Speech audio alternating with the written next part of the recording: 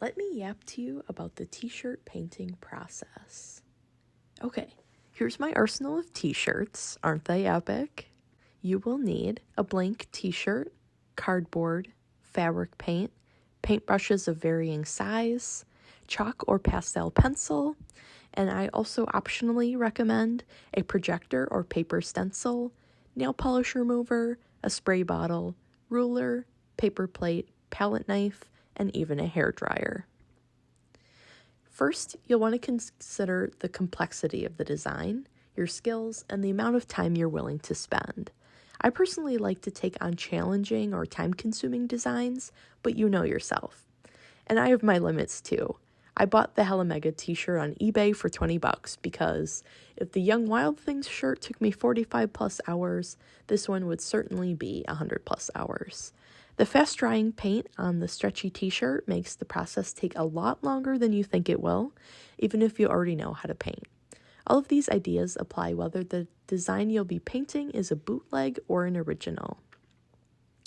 Vector art refers to computer art, usually made in Illustrator, and I like to generally use the term to refer to artwork composed exclusively of solid shapes and line art. This route usually allows you to avoid shading if you're not into that. Something to keep in mind with designs this crispy and often involving text is that they require precision from you. Something that was particularly nice about the Heavy Metal Broke My Heart design is that it has an intentionally weathered look, which significantly sped up my painting process because I could drag a relatively dry brush over the shirt to get the color down. The other designs required frequently re-dipping the brush in paint to keep that design juicy. Designs like these are less precise, but have more detail. You can get away with more mistakes with these, but there's more information to convey. I would consider these guys on the much more difficult side of the spectrum for obvious reasons, and like I said, I didn't even bother to attempt the Hella Mega shirt. Okay. One more design note for my bootleggers. There are some designs where you simply won't be able to find a clear, straight-on image online. For example, with this Young Wild Things design from 2007, the clearest image I could find was at a severe angle, and the most straight-on image was insanely blurry. So I used Photoshop or Photopea and warped the clear image using the blurry image as a base for what the angle should be. I wound up just using the blurry version for the text and Joe's face because they were simple enough that I could sacrifice the detail. It can also be helpful to hoard many images of the same design. The clearest and most accurate image I could find was at a side angle, so I referenced the white shirt from some reprint website, but cross-checked against other photos and omitted the tiny smiley face and baseball logo in the bottom right of the real shirt. As far as transferring goes, you could hand draw it on, but I really don't recommend it, even if it's an original design. The shirt will stretch while you try to work, and it's very annoying. I personally prefer using an old projector my family has, but a stencil is a good accessible alternative. Before you do anything else, stick a big piece of cardboard inside the shirt and draw a vertical line down the shirt with your chalk. This will help so much while making sure you're transferring your design on straight. I also recommend making some kind of mark to indicate how wide the design should be. Most of my shirts have about 10-inch wide designs. The chalk will transfer best if you lightly spray the shirt with some water. It will look like somebody wore it out while running a few miles, and that's okay. Keep it to a light mist and don't oversaturate the shirt or the chalk will seep out. If you need to restart, just wash the shirt. Okay, stencil route. Print or draw the design to scale on some paper or cardboard and cut it out with an X-Acto knife or some scissors. From there, use your vertical line as a guide to place the stencil and trace the design on. Take your time with this, and it will make painting a lot easier. I didn't take very many photos of my stencils when I still did that method, but you can see them in the back of the first picture, and you can even tell the exact silhouette of my stencil for the clandestine monster. It helps a lot to cut out little bits inside the overall silhouette and provide your future self with more information to paint with. Now, for the projector route. Start by attaching your prepped shirt to some kind of fixed vertical place, like an easel or a weird little ledge with a wall behind it. Tape the top and bottom down so your shirt will absolutely not move. This is important. Then fire up the projector with your design and get it all to the scale you want and focus it. All of these images are of the projection and trace design both on the shirt. If you're having a hard time telling where you've already traced, you can block the projector beam with your hand to see what you have so far. Consider the color of the shirt and the design both when grabbing your chalk. White chalk works on basically everything except a white shirt.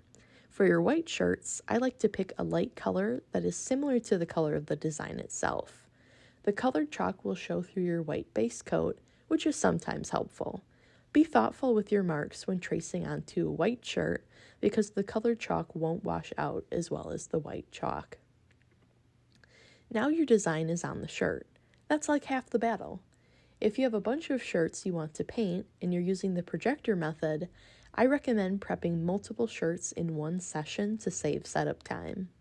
If your design is just white, it will only need 2 to 3 coats of paint, and then you're done. Woohoo! If you make a small mistake, you can actually use nail polish remover on a Q-tip and gently scrub it away.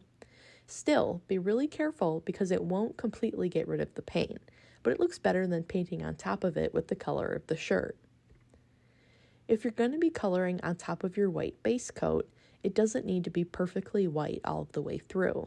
The white coat's job is to soak into the shirt and make it easier to apply the colors that you'll be carefully mixing before they dry up. You want to avoid too many layers to keep the shirt flexible.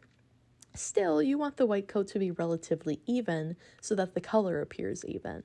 Otherwise, the shirt color peeking through will be toning your color and making it uneven. So, these designs are ready for color. You want to consider how big the blocks of paint on the shirt are. These 3 designs all contain one huge block and they make the shirt really stiff. They look okay on the wearer, but they feel a little bit awkward. I try to avoid the huge block when I can, and I make slight changes to some designs. For example, this Vamp Baby design officially has black ink on top of a black shirt, but I chose to use negative space instead so that the design will be more flexible. I just added some tiny purple lines. You can see the cape. You'll learn a lot while applying the white base coat, and for most designs, the color will go by way faster. Straight out of the tube colors like red will often need 2 coats or at least some touch-ups. As for paint mixing, you only need red, blue, yellow, white, and sometimes black paint. I just use paper plates as a palette, but you can be fancy if you want. A palette knife is nice for mixing, and color mixing is a whole other thing I could get into explaining, but I'll forego that today. I don't know about you guys, but I hate mixing on a palette, and I prefer optical mixing on paper when I'm drawing, but the shirt needs me to mix paint, so I'll do that. I like to do one color at a time over the whole shirt since the paint dries relatively quickly. This is a reason why you might need a lint roller.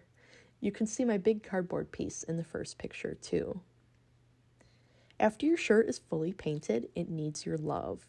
Even if you've been blow drying the paint as you go, I recommend letting it sit and fully dry all the way through for however long your paint bottle recommends, maybe 4 hours. Then you can wash out the chalk and wear. So when you wash it, turn it inside out to protect the design you worked hard on. Avoid too much heat in the washer, and I personally recommend not putting it through the dryer. After it comes out of the washer, lay it on a flat surface or dangle it over the lip of your wash basket or a rail or something. Don't place it on a hanger while wet, as it will warp the shoulders. It will need several hours to dry. Try to keep up this regimen for every wash of the painted shirt. Yay! Thanks for joining my shirt yapathon. Hit me up if you have any questions. Thank you.